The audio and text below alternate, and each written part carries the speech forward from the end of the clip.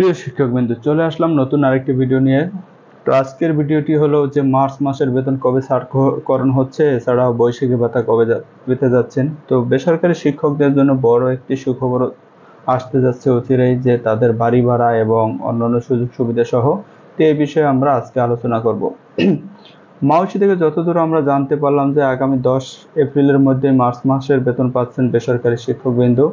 এছাড়া আগামী 14 তারিখের পূর্বেই কিন্তু বৈশাখী ভাতা পাচ্ছেন। যেহেতু দুইটি কার্যক্রম আলাদা, তো একসাথে পরিচালনা করা খুবই কঠিন সাধ্য ব্যাপার। সেজন্য মার্চ মাসের বেতন জানা গেছে যতদূর যে আগামী 10 তারিখের মধ্যেই তাদের স্ব ইএফটির মাধ্যমে প্রদান করা হবে। এছাড়াও 14 তারিখের মধ্যে আপনাদের বৈশাখী ভাতা পেতে যাচ্ছেন। এছাড়াও যে বড় সুখবর যেগুলো থাকছে, যে সরকারের ঘোষণা অনুযায়ী যে আগামী ঈদুল আজহার পূর্বেই বড় ধরনের সুখবর পেতে যাচ্ছেন বেসরকারি শিক্ষকবৃন্দ।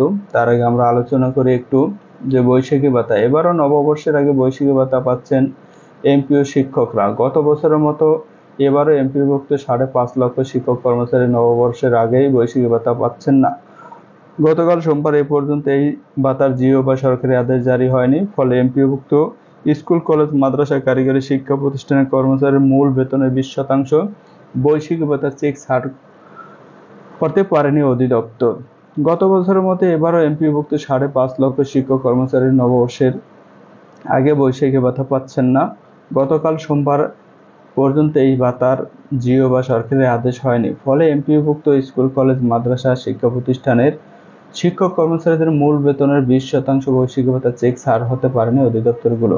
তাই শিক্ষকরা কবে নাগাদ পাচ্ছেন, এই বিষয়ে টাকা পাচ্ছেন তা নিয়ে সংশয় তৈরি রয়েছে। আসলে এই বিষয়টা নিয়ে বরাবরই বিভিন্ন ঝামেলার সৃষ্টি হচ্ছে। তারপরও ধৈর্য ধরে আপনারা অপেক্ষা করুন।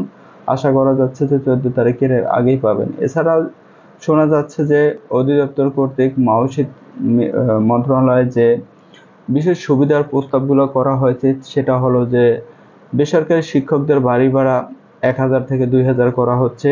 এছাড়াও আপনার চিকিৎসা ভাতা 500 থেকে 1000 টাকা। এছাড়া আরেকটি সুবিধা পাচ্ছেন যে শ্রান্তি বিনোদন 10%, এরকম একটা প্রস্তাব তারা পাঠিয়েছে। এছাড়া উৎসব ভাতা 25%-এর পরিবর্তে 35% করার চিন্তা ভাবনা করছে। তো এরকম একটা প্রস্তাব পাঠানো হয়েছে। আশা করি আগামী ঈদুল আজহার পূর্বে এরকম একটা হয়তোবা পরিপত্র জারি হবে। তো আশা করি সবাই দোয়া করবেন যেন খুব দ্রুতই এরকম একটা প্রজ্ঞাপন জারি হয়।